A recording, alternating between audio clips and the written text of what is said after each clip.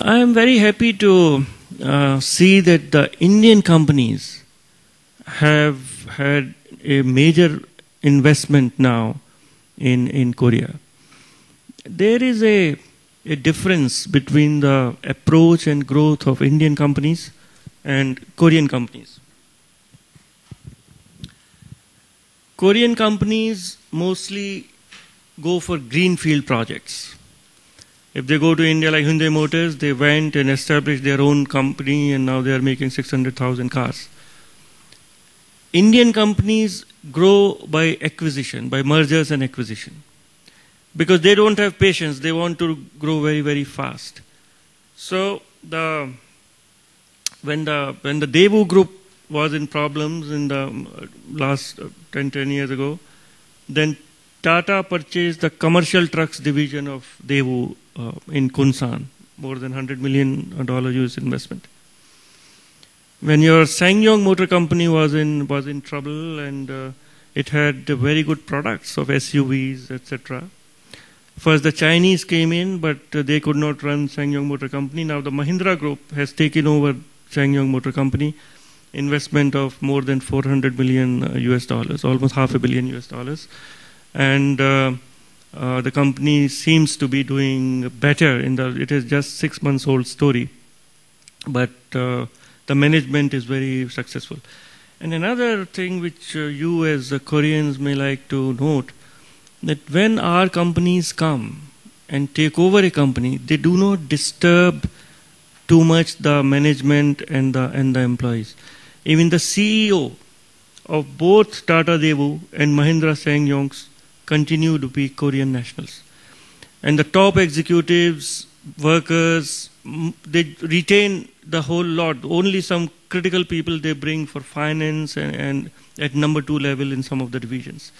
So when an Indian company takes over a foreign company, it does not disturb very much the existing management or labor structures, so that to have their full cooperation when they grow.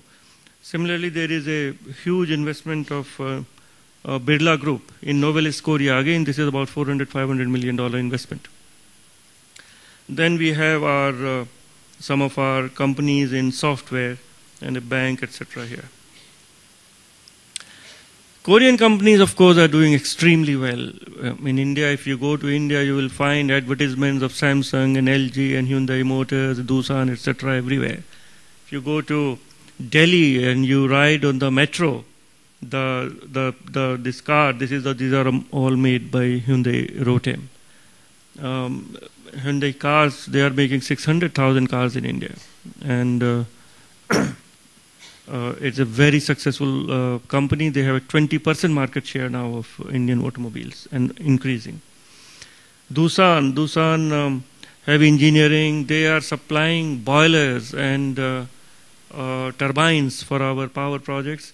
Just last week, the chairman told me that they have won a $1.2 billion contract with National Thermal Power Corporation of India to supply 800 megawatt supercritical boilers for 4 power projects.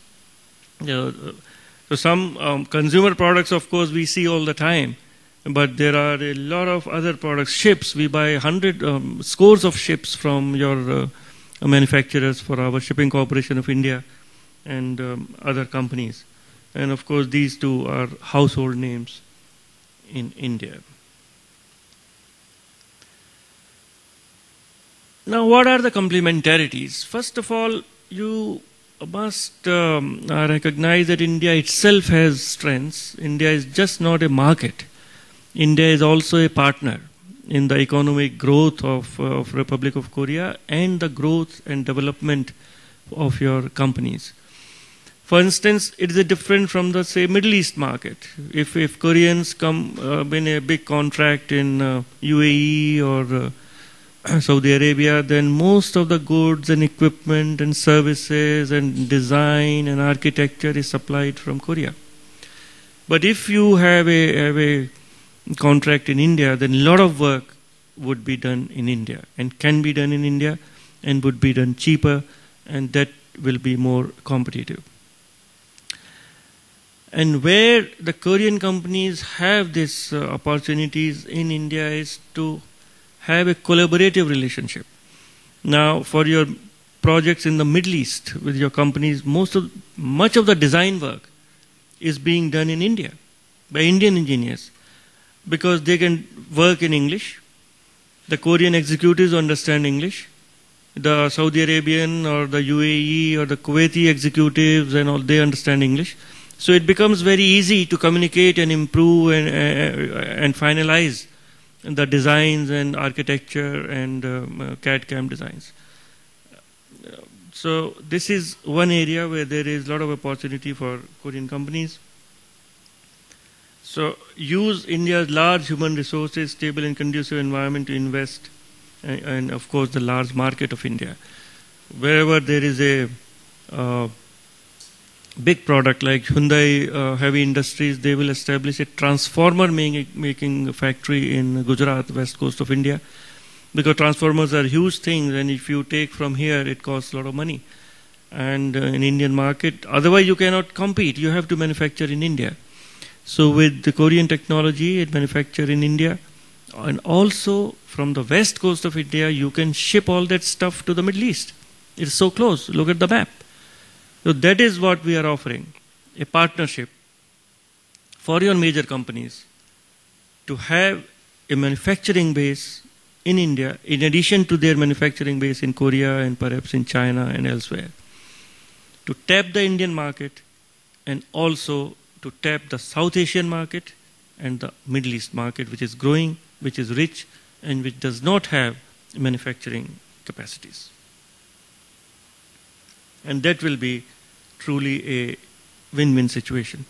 And this is my message whenever I meet your CEOs, your chaebol leaders, your policymakers, your ministers, that don't read India just as a market.